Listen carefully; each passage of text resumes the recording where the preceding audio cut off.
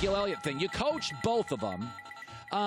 It's funny about Zeke because even his father admitted, Urban, coming out of college, he said he's a young 18-year-old man. He is young. He can be a little immature sometimes. Now you're stepping up, could pay him over $100 million. Would you worry about that with Ezekiel Elliott, who's outspoken, he's playful, he's fun? Do you think money would change him? Would you worry about giving him the world? Well, the thing that listening to your early part before I came on here is that when you talk about Mike Thomas and Zeke Elliott, we have a saying at Ohio State was that your best players have to be your hardest workers. And that's what I look at as a coach. When your best players are not your hardest workers, when your best players are screw-offs and they really set a bad example, that's the issue to me. But you're talking about Zeke is legendary. He's still in Columbus. We used to call him the best player in America without the ball. He was the best blocker, downfield blocker. I haven't studied him that much for the Cowboys, but I know that's in him. Same with Mike Thomas. Mike Thomas was the hardest working receiver we've ever had, and we've had some great ones there. So that's the biggest thing. When I heard you first talking to him, without understanding the fiscal responsibilities of each team, I heard you talking about the quarterbacks and the defensive linemen. I can't agree more. However, your best players have to be your best workers or you're going to have a bad team. Yeah, that's really fascinating to know that when you say that. I remember USC had a kid a couple years ago, Juju Smith-Schuster. I had a scout call me, and I said, I've never seen a kid work harder at practice. He had a legendary reputation. So to your point, Tim Duncan had that reputation. Brady's got that reputation. Hard work sends a signal that you got the right guy. It's funny about... And we've seen Colin, we've seen teams with the great players that don't work hard. And those are usually the worst teams in professional sports, certainly in college. It is interesting when you look at what's happening to football. Passers are now receivers today. I always felt as a kid growing up, running backs were more valuable than receivers. Your last couple years at Ohio State, and I watched the trend in the NFL, if I told you in your first recruiting class, you can have the best receiver or the best running back in America, who would you take with today's football? There is no question years ago I would have taken the running back without any hesitation whatsoever. Receivers a lot of times are fill-in guys, but that game's changed. And I remember I had a long talk with Coach Belichick one time.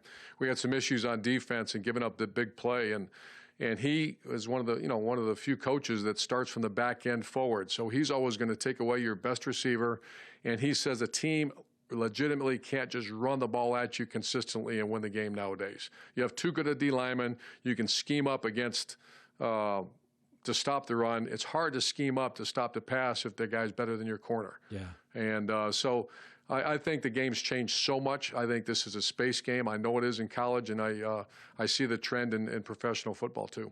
It's funny. It used to be quarterbacks had to be 6'4", and they had to have a rocket arm, but I'm watching Baker Mayfield. I'm watching Kyler Murray. Now, you generally at Ohio State, you had the bigger, kind of prototypical guys, but it is funny to watch what's happening. Should I be concerned? How big is height to you? Because I'm seeing these guys in the NFL now, Coach. Kyler Murray's like 5'9.5". Baker's under 6 feet. How do you look at quarterbacks now going forward? Well, I stand behind the quarterbacks my entire career, and I am concerned. I know I coached against Baker 2 years in a row. We beat him in Oklahoma, and they beat us in Columbus, and he's one of my favorite players of all time. I know, he planted a flag, I think, in the middle of the horseshoe when they beat us, but he's as competitive. He raises the level of play around them, but there's legitimate issues when your offensive linemen are 6'8". You have these big defensive linemen trying to tear your throat out coming at you, and you can't see. So I think it's a concern, but Russell Wilson's done a great job. Drew Brees has done a great job, and I think Baker Mayfield. I don't know enough about the player, Kyler Murray. I met him at the Heisman this year, and I was a little bit taken aback. He is short, but he's dynamic, and I think that's going to be the coach. To say you're going to run traditional drop-back pass with those players, I don't think you can do it. Yeah. Pat Fitzgerald, you respect him, Northwestern coach, very smart guy. It's a small private school, and he wins a bunch of games. He came out this week, and he said, kids are on their devices. College football attendance is going down. And I said, well, I think that's part of it, but I also think part of it is there's too many cupcake games on the schedule. You're asking kids to spend a lot of money and people to spend a lot of money in America. They don't want to watch, Alabama take on, Panera Bread or whatever. I don't know, some school I've never heard of. But here's my point, Urban. I don't want to pick on Nick, but here's my point, is that I do think coaches are in a tough spot. You want to get bowl wins. You don't want to lose. But at the end of the day, some of this is consumerism. You can't put a bunch of cupcakes on the schedule. How did you think about it at Ohio State in terms of what's entertaining, what's getting us better, what's easy, what's too easy? Billy Donovan, when we were at Florida, he was my neighbor. And one time we were sitting there and having dinner, and he said, March Madness is out of control. And I'm like, what are you talking about? He said, you can't lose a game. Once you get to March Madness, the stress, the pressure, you cannot lose a game. And I looked at him, I said, Billy, what the hell are you talking about? College football coaches at the top 5-6 programs can never, you're 365 March Madness. So when I was the head coach of Florida, head coach at Ohio State, it was all about win every game. And I could care less about the schedule. I never even thought about it. When I saw that we had to go on the road to Oklahoma, to Virginia Tech, or a tough game on the road, or Florida State when we were at University of Florida, and I would look at some of the other teams not playing a schedule like that, I would always think, why are we doing this? Yet you don't really think of the fan. However, that's the job as an AD. That's a job of people at the administrative level that you have to do. You have to worry about that. But here's the concern I have. That's supposed to be one of the top issues to get into the college football playoff, and I'm not sure it is. I am not sure that's the number one. Some conferences are playing 9 conference games, some are playing 8, some are playing FCS schools, some are not. There's got to be, I do believe that has to be looked at in a very neutral voice, neutral eyes, and say, what's the right thing to do for attendance, but also who's going to get in that playoff. By the way, we all know Bama, Clemson, Georgia are going to be really good.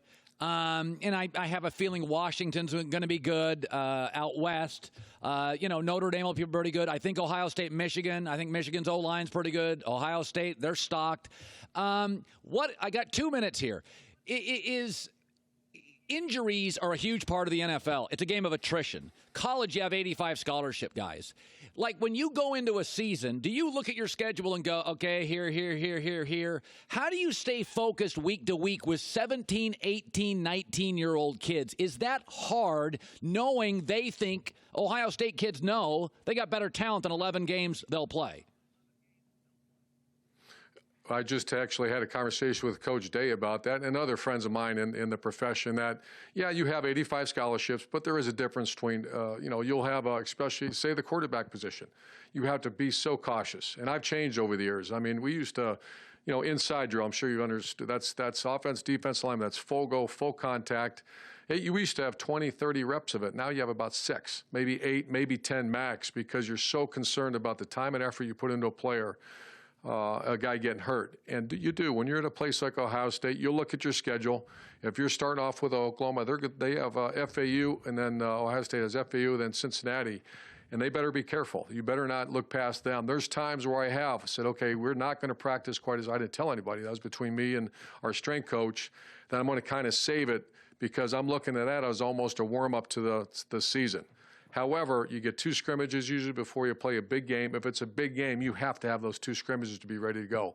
If it's not a big game, I would actually use one of those games as kind of a warm-up to continue to get ready and not risk your guys getting hurt. Yeah. By the way, we've got a minute. I want to ask you about Trevor Lawrence, Clemson. We'll have to be somewhat succinct. Can this kid live up to the hype? Because he's the best college quarterback I've seen since Andrew Luck. Can he live up to it? Yeah, I watched him this week. I was kind of studying the ACC, and Clemson separated themselves in many areas, and the program that Coach Sweeney's put there, and the fact they've not had coaches leave, that's amazing to me. However, the quarterback's dynamic. He's got a great release. It's a matter of I don't know him. It's a matter of can he handle the hype? Can he handle what's coming his way? We've had Nick Bosa's, we've had Dwayne Haskins, we've had great ones, and that's legitimate concern. You have to constantly be having conversation. Once again, I don't know Trevor Lawrence. I understand he's a wonderful guy, but that's real. You become big man on campus. You become people talking about insurance policies and all that. That does distract you, but he's the best quarterback in college football. Yeah, boy, he is. Andrew Luck's the last kid I saw in college and thought he could play as a sophomore in the NFL. Urban Meyer, we got to run. Have fun golfing, Coach, and I'll see you soon. Good to see you. All right, Urban Meyer. Can't wait for college football. That Trevor Lawrence kid is absolutely – do you see the way that video? It's just a whip. I mean, that's better than a lot of NFL arms. He's going to be fun to watch this year. Oh, Lord. And you do got to manage it. He is only a 19-year-old kid, man. Big man on campus is not paying for a lot of drinks when you're that kid on campus. The Herd. Hi, everybody. Thanks for watching. Subscribe here to get the latest from the show. Also, be sure to check out more of the best clips from The Herd or go watch a few segments from other shows on FS1.